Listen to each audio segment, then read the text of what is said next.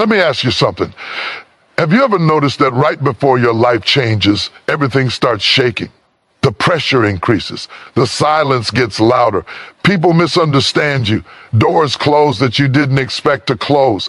Listen to me carefully. That is not punishment. That is preparation. Because when God is about to give you something big, He always sends signs before the shift. And if you're paying attention, you'll realize you are not losing your mind. You are standing on the edge of divine elevation.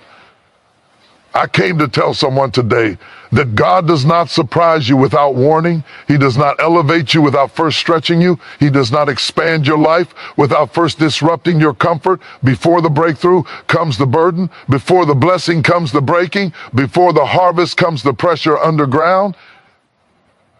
If you feel uncomfortable, if things feel unstable, if you feel pushed into isolation, uncertainty, or growth, you are not behind. You are right on schedule, because when God is about to give you something big, you will see these signs.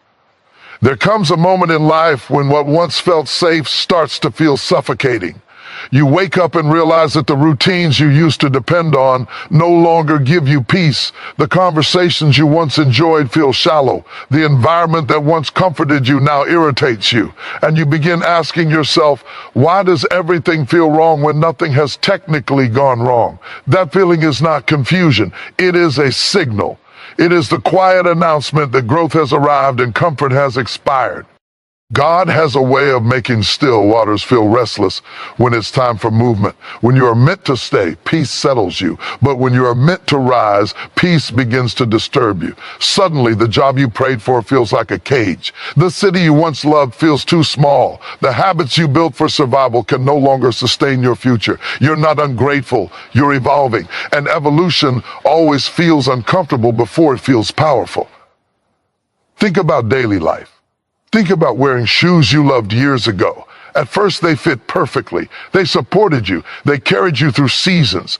But one day, without warning, they start hurting your feet. The shoes didn't change. You did. Growth made what once fit become painful. And if you refuse to take them off, you'll start blaming the shoes instead of recognizing the growth.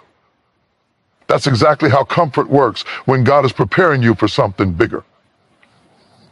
What once supported you begins to restrict you. God never pulls you out of comfort without purpose. He disturbs what you settle for so you can reach for what you deserve. When comfort becomes uncomfortable, it's because staying the same now costs more than changing. You start feeling drained doing things that used to energize you. You feel restless in places that once gave you rest. You feel tension where you once felt ease. That tension is not stress. It is a divine nudge saying you cannot stay here anymore. Look at everyday life again. Imagine sitting in a chair that fits perfectly for hours. At first, it's fine, but if you sit there too long, your body stiffens, your muscles ache. You need to stand, stretch, move. Not because the chair is bad, but because the body was never designed to stay still forever. Comfort becomes harmful when it overstays its welcome. God does the same thing with our lives. He won't let you stay seated in a season that was only meant to be temporary. This is why people get frustrated without understanding why. Nothing dramatic happened, yet something feels off. You're not failing, you're outgrowing. And growth doesn't announce itself with applause. It announces itself with discomfort. That's why so many people mistake divine preparation for personal problems. They think something is wrong with them, when in reality something greater is being formed within them. God allows discomfort because comfort can make you forget your calling. Comfort can make you numb. Comfort can make you settle for routines instead of reaching for purpose. If everything stayed easy, you'd never move. If everything stayed familiar, you'd never discover what else you're capable of becoming. So God gently removes the feeling of ease so you can rediscover your hunger. You see it in daily moments. You scroll through your phone and nothing excites you anymore. You sit with people and feel disconnected. You go through motions instead of meaning. That emptiness isn't a void. It's space. Space for something bigger. Space for expansion. Space for a version of you that cannot be born in comfort. And here's the truth most people miss. Discomfort doesn't mean you're doing something wrong. It often means you're doing something right. It means you've mastered this level. It means you've learned a lesson of this season. It means the current environment can no longer teach you what God wants you to know next. When comfort leaves, fear usually shows up. Fear whispers, what if you fail? Fear says, at least here you know what to expect. Comfort never leads to destiny. Courage does. God doesn't grow people in ease, he grows them in movement. And movement always begins with dissatisfaction. If you're feeling unsettled, don't rush to escape the feeling. Listen to it. Ask yourself what you're being invited to change. Ask yourself where you've been playing small. Ask yourself what you've been tolerating instead of transforming. That discomfort is not your enemy, it is your invitation. Because when God is about to give you something big, he first makes where you feel too small. He disrupts your comfort so you don't sabotage your future by staying where you no longer belong. And when you finally move, when you finally trust the discomfort, you'll look back and realize the unease was mercy. It was God refusing to let you stay stuck in a place that could no longer hold who you were becoming. There comes a season when the people you used to laugh with no longer understand you. The conversations feel forced. The connection feels thin. You're sitting in the same room, yet something invisible has shifted. You haven't changed your heart toward them, but the alignment is no longer there. And that moment can feel confusing, even painful, because we are taught to believe that distance always means betrayal or failure. But sometimes distance is not rejection, it is redirection. God has a way of quietly rearranging your relationships when your life is about to change.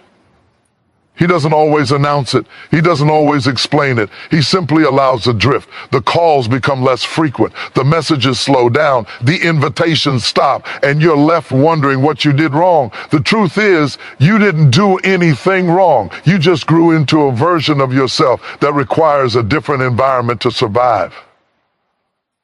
Think about everyday life. Imagine trying to listen to 2 radio stations at the same time. At first, you might tolerate the noise, but eventually the static becomes unbearable. You have to tune into one frequency or the other. When God shifts your direction, your frequency changes. And when your frequency changes, not everyone can hear you clearly anymore. It's not because they're bad people, it's because they're on a different channel. People are often assigned to certain seasons of your life. Some are there to teach you. Some are there to support you. Some are there to challenge you. And some are only meant to walk with you until you're strong enough to walk alone. When the season changes, the assignment ends. Holding on to people whose assignment has expired can delay what God is trying to do next. You see this in daily life when you start sharing ideas or dreams and are met with silence instead of support.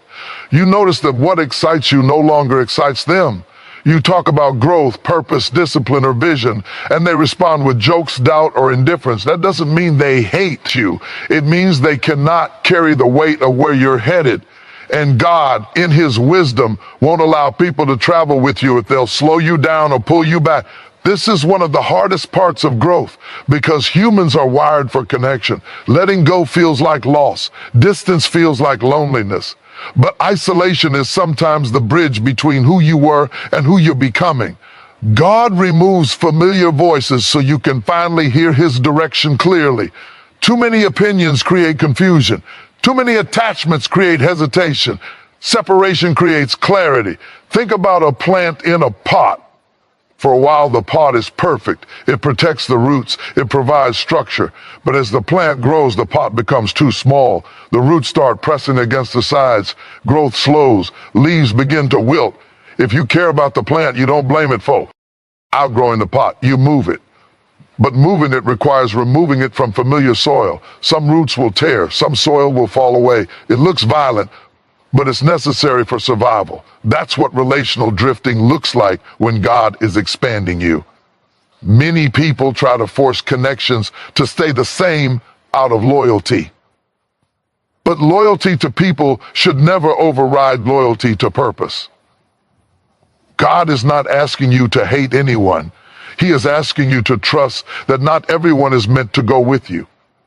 Some people can only relate to the old version of you. When you change, they feel uncomfortable, and that discomfort creates distance.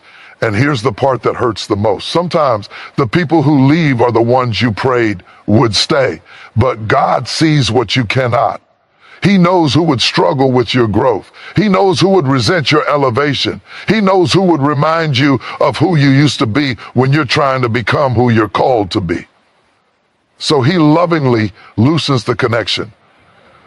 In daily moments, this shows up as unanswered messages, awkward silences, or feeling like you're always the one reaching out. Take the hint without taking offense. God is making room. He is emptying your hands so you can receive what's next. New levels require new relationships, new conversations, new perspectives. You cannot carry everyone into a future they were never prepared for. Letting people drift doesn't mean you failed them.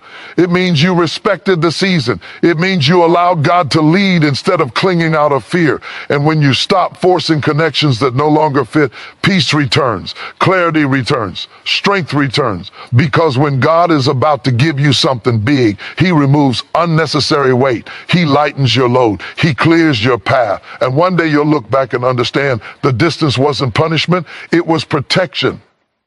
There is a kind pressure that feels heavy but doesn't crush you. It stretches you, tightens your chest, keeps you awake at night, yet somehow you're still standing. You're tired but not defeated. You're overwhelmed but not broken. You feel the weight, but you haven't lost the will to move forward.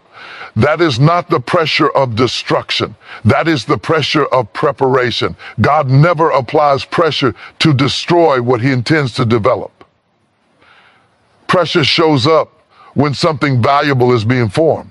In daily life, pressure is everywhere, and it always produces something meaningful. Think about how diamonds are made. They don't come from comfort, they come from intense pressure over time. Without pressure, carbon stays ordinary. With pressure, it becomes something priceless. The same principle applies to your life. You feel pressure when expectations increase. You feel pressure when responsibilities multiply. You feel pressure when you're required to rise beyond who you used to be. And the reason it feels uncomfortable is because pressure demands growth. Comfort never asks you to become more. Pressure does. And God allows pressure because he sees potential you haven't fully recognized yet. Look at daily work life.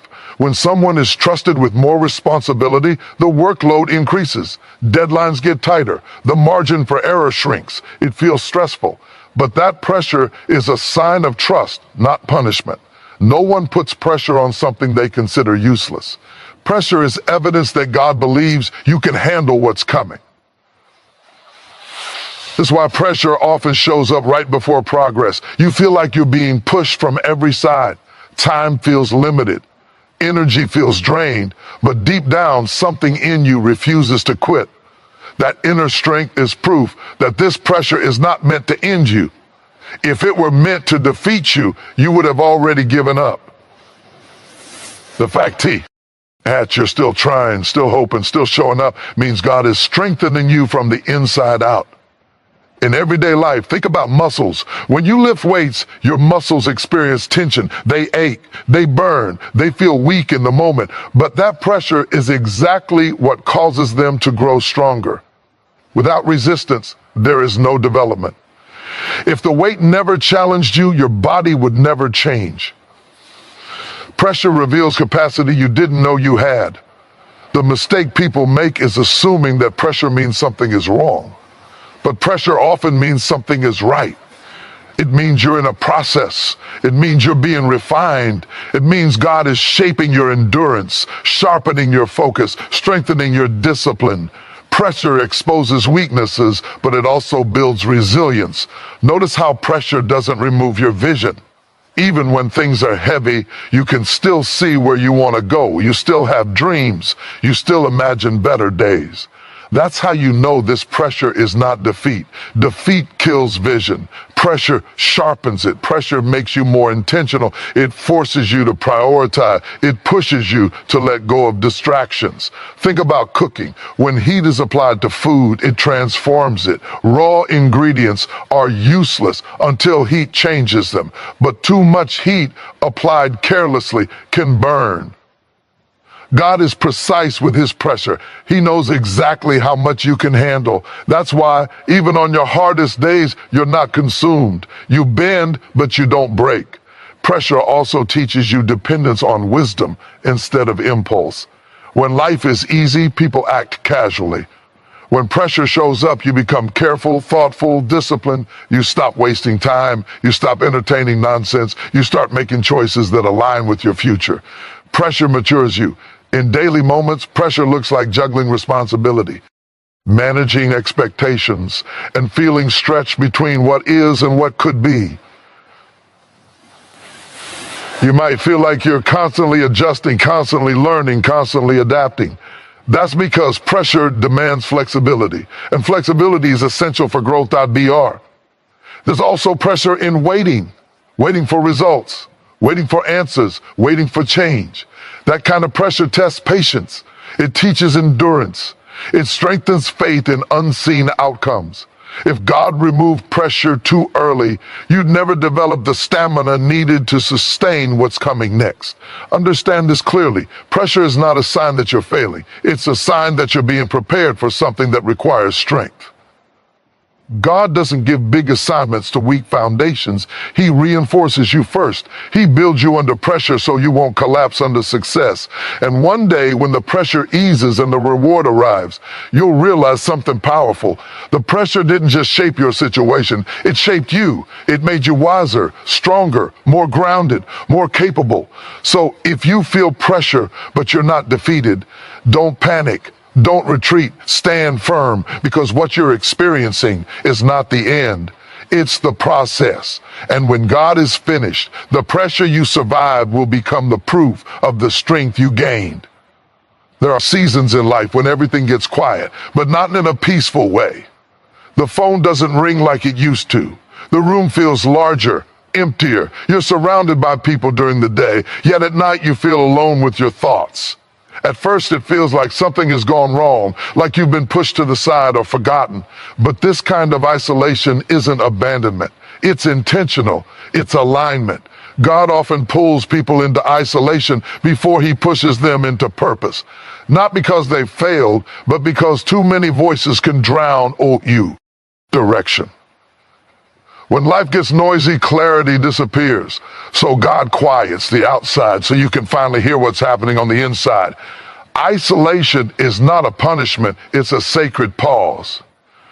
Think about daily life. Consider how much noise surrounds you. Messages, opinions, expectations, comparisons.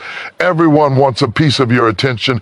Everyone has advice. Everyone has an opinion about what you should do next. When you're constantly surrounded, you rarely ask yourself what you actually want or where you're truly being led. Isolation removes the background noise so your inner compass can reset. You see this in simple moments, like driving without music for the first time in a long while.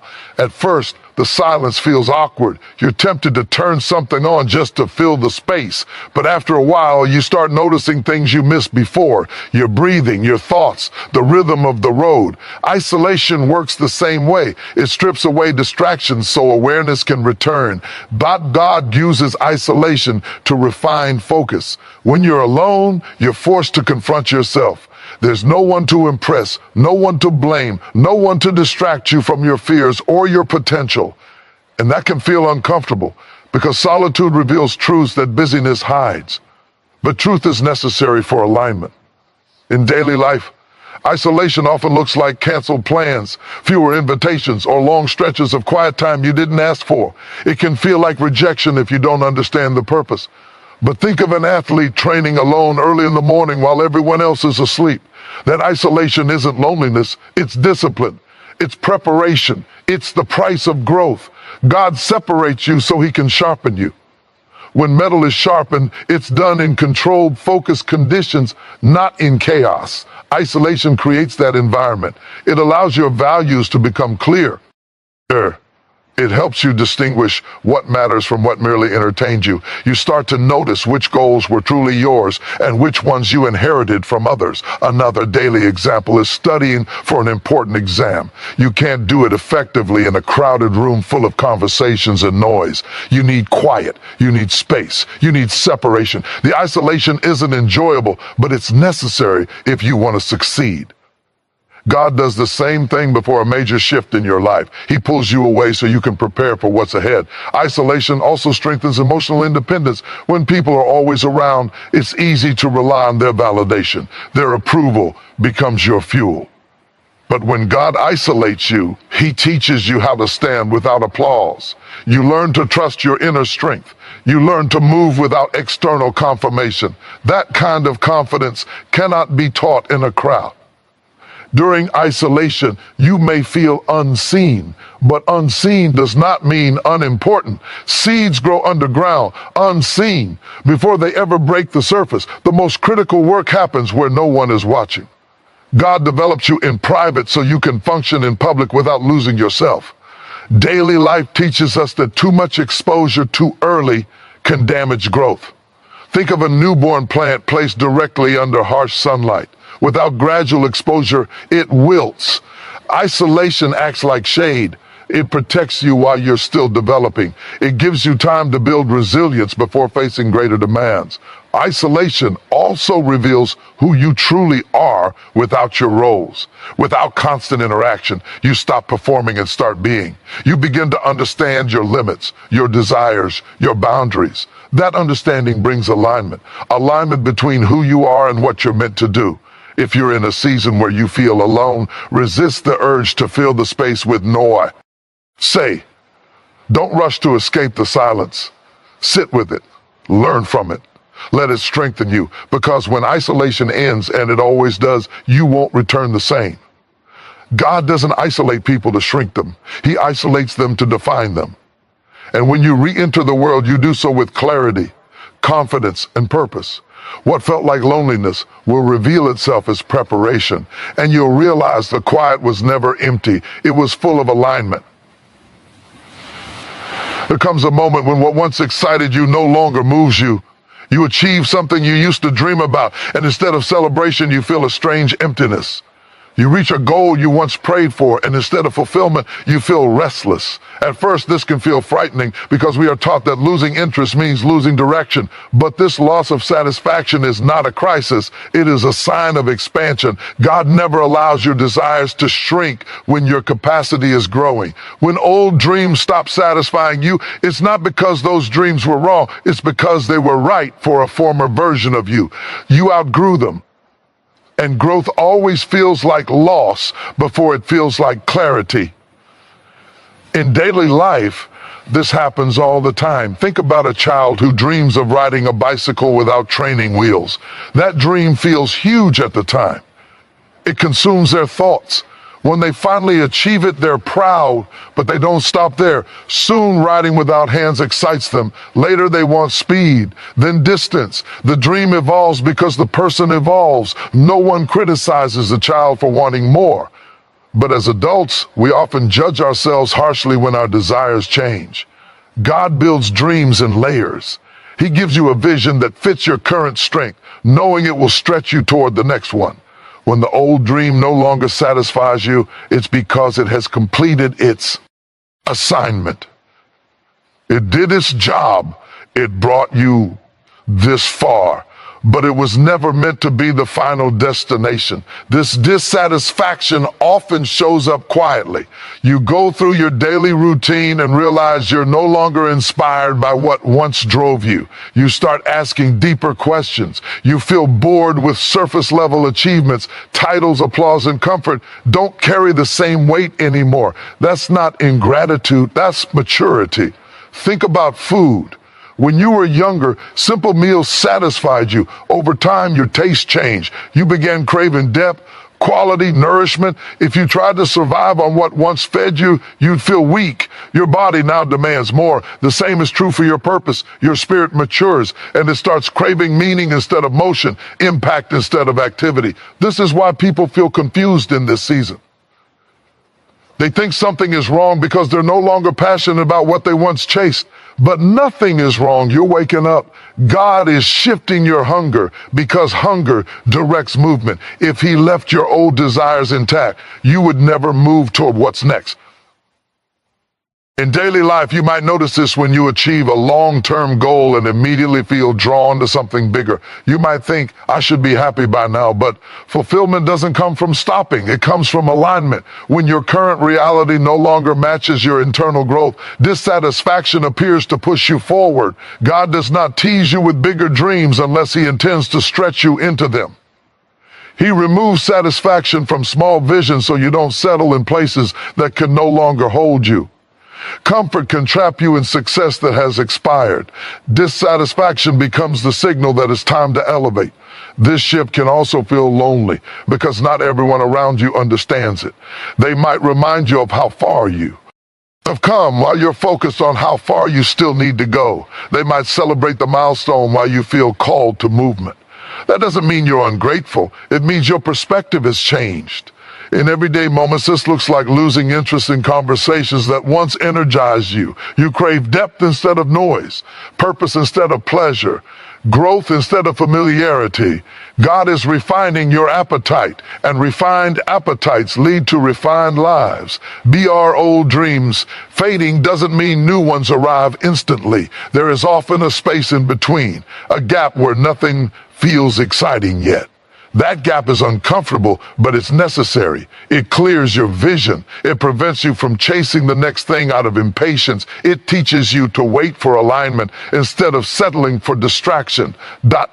God uses dissatisfaction to protect you. If you were still satisfied with small goals, you would never reach for your full potential. He stirs restlessness so you don't confuse comfort with calling. That inner stirring is not anxiety, it's awakening. If you're in this season, don't rush to replace your old dreams with new ones just to feel busy again. Sit with the discomfort. Let it teach you. Let it expand your vision, because what's coming requires a larger version of you. When God removes satisfaction from your old dreams, it's because he's preparing to reveal a greater one that fits who you're becoming, not who you used to be. And when that new vision finally becomes clear, you'll understand the dissatisfaction was never emptiness. It was room being made for something bigger. There are moments in life when everything seems to move in slow motion. Plans take longer than expected. Answers don't come quickly. Progress feels delayed, as if time itself has decided to drag its feet. You look around and see others moving ahead while you feel stuck in place, waiting. This season can be frustrating, even discouraging, because we are taught to associate speed with success. But slowness is not stagnation. Often it is intention. God slows things down when precision matters. Speed is useful when direction is clear, but when something important is being built, haste can cause damage. In daily life, you see this everywhere. Think about cooking a meal that truly nourishes. Fast food is quick, but it lacks depth. Slow cooking, on the other hand, allows flavors to develop fully. It takes time, patience, and attention. The result is richer, stronger, and more satisfying. In the same way, God slows your journey so your life can develop depth, not just motion. When everything feels slowed down, it's easy to assume something is wrong. You start questioning your choices. You wonder if you missed an opportunity or made a mistake. But delays are not always detours. Sometimes they are protection. If things moved as fast as you wanted, you might arrive before you're ready to sustain what's waiting for you. In everyday situations, think about traffic lights. Sitting at a red light feels pointless when the road ahead looks clear. You want to move. You feel impatient. But that pause is designed to prevent collisions you cannot see yet. The delay is not punishment, it's safety. God uses slowness the same way. He holds you back not to frustrate you, but to shield you from timing that could harm you. Slowness also reveals what you're truly relying on. When life moves fast, momentum carries you. When it slows down, you're forced to lean on patience, discipline, and trust. You can't rush the process, so you have to develop endurance. That endurance becomes strength you'll need later. In daily life, consider learning a new skill. At the beginning, progress feels painfully slow. You repeat the same mistakes you practice without seeing immediate results. It's tempting to quit because it feels like nothing is happening. But beneath the surface, your mind and body are adapting. Neural pathways are forming. Muscles are learning. The slowness is actually where mastery is being built. God often works beneath the surface when you feel least productive. Slowed seasons teach you how to value preparation over performance. When movement is limited, you're given time to observe, reflect, and refine. You notice details you would have missed if everything moved quickly. You reassess priorities. You strengthen foundations. These quiet adjustments often matter more than visible progress. This is also the season where impatience is tested. Waiting exposes frustration, fear, and doubt. It brings hidden emotions to the surface. But it also develops emotional maturity. You learn how to sit with uncertainty without falling apart. You learn how to trust the process even when results aren't immediate. That inner stability becomes essential when life speeds up again. In everyday moments, slowness looks like unanswered messages, postponed plans, or opportunities that take longer to materialize. You might feel like you're standing still while the world rushes past you. But stillness does not mean inactivity. It means alignment is happening. God is synchronizing pieces you cannot yet see. Imagine assembling furniture. If you rush through the instructions, you might finish quickly, but the structure will be unstable. If you take your time, align each piece carefully, and follow the steps, the result lasts longer. Slowness ensures durability. God is more interested in longevity than speed. Slowed seasons also protect your character. Rapid success without preparation can overwhelm you. It can magnify weaknesses and expose unhealed areas. God slows the pace so your inner life can catch up with your external progress. He aligns with where you're going. When life feels slow, distractions lose their power. You're forced to confront what truly matters. You stop chasing everything and start focusing on what's essential. That clarity is a gift. It refines your vision and strengthens your resolve. If you're in a season where things feel delayed, resist the urge to panic. Don't compare your timeline to someone else's. Growth is not a race. Timing is personal. God's delays are never careless. They are calculated.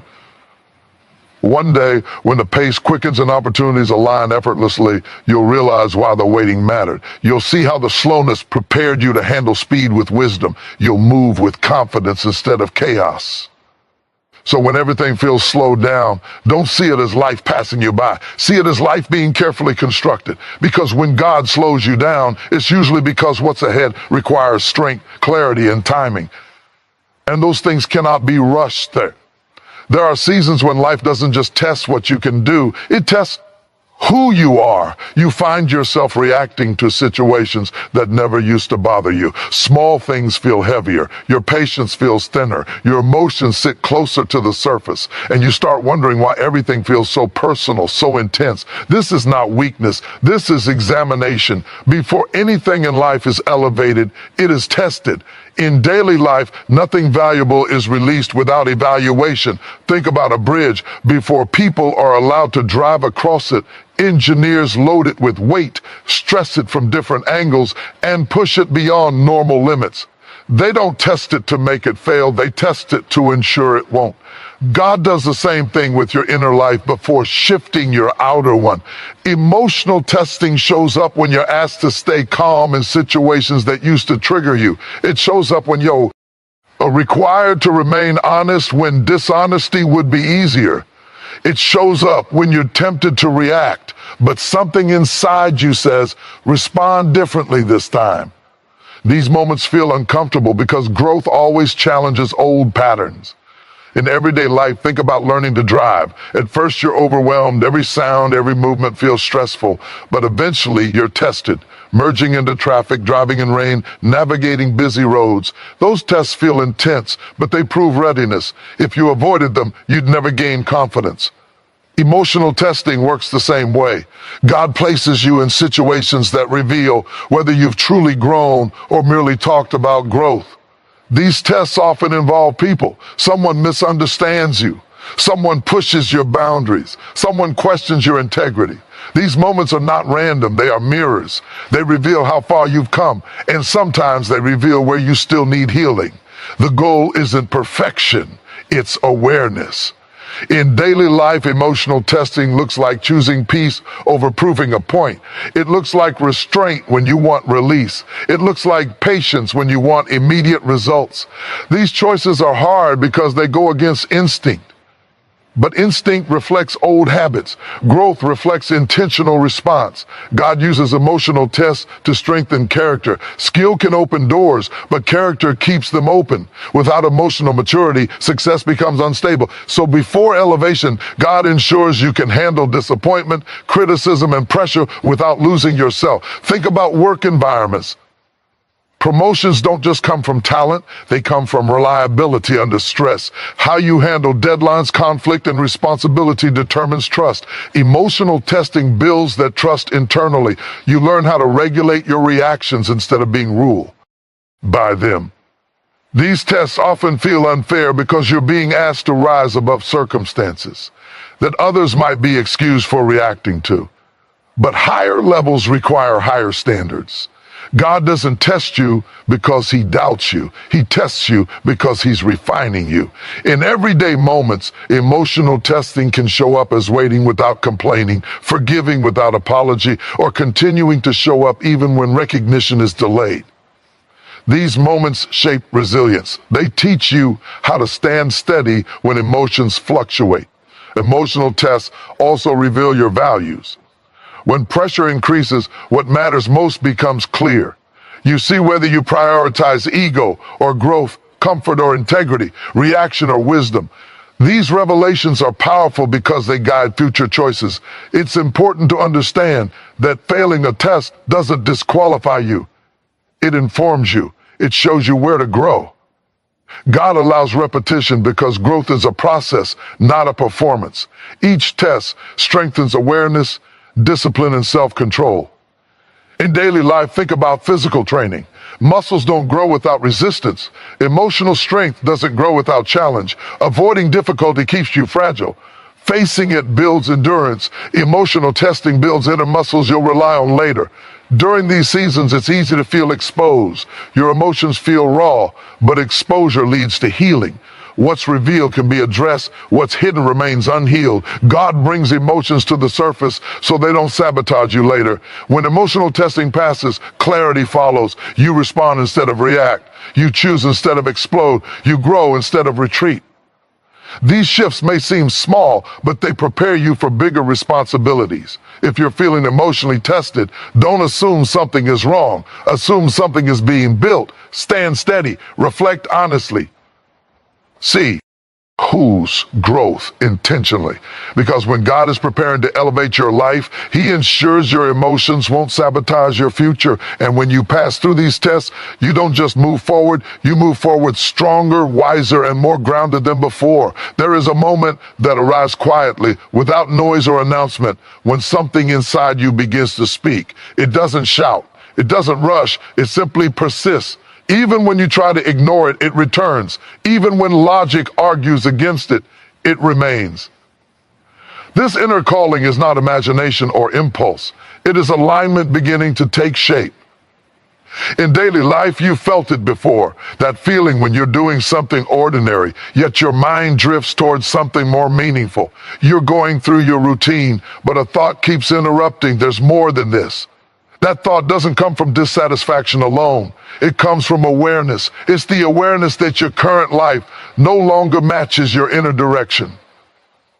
This inner calling often shows up when external circumstances don't make sense yet. You don't have all the answers. You don't see the full path, but something inside you refuses to settle. That refusal is important. Comfort can silence growth. The calling keeps knocking. Think about daily life. Imagine a compass. It doesn't tell you how long the journey will take or what obstacles lie ahead. It simply points north. Your inner calling works the same way. It doesn't explain everything. It just points. And even when you try to walk another direction, you feel resistance, not because the other path is wrong, but because it's misaligned. This calling often intensifies during quiet moments, late at night, early mornings, moments when distractions fade. That's when clarity rises. You may feel a pull toward learning something new, starting something unfamiliar, or stepping into responsibility you once avoided. That pull isn't random, it's direction forming. In everyday life, inner calling shows up as curiosity that won't go away. You keep reading about the same topic. You keep thinking about the same idea. You keep imagining a different version of your life. That repetition is not coincidence. It's focus being shaped. Many people ignore this calling because it feels risky. It asks for movement without guarantees. It challenges comfort. It invites uncertainty. But calling doesn't demand perfection. It demands courage. It asks you to trust what you feel before you fully understand it. Daily examples make this clear. Think about how you know when it's time to leave a place. You don't always have a dramatic reason. Nothing terrible happened. You just know. The energy feels off. The fit feels wrong. That knowing doesn't come from logic. It comes from alignment. Inner calling also carries peace, even when it's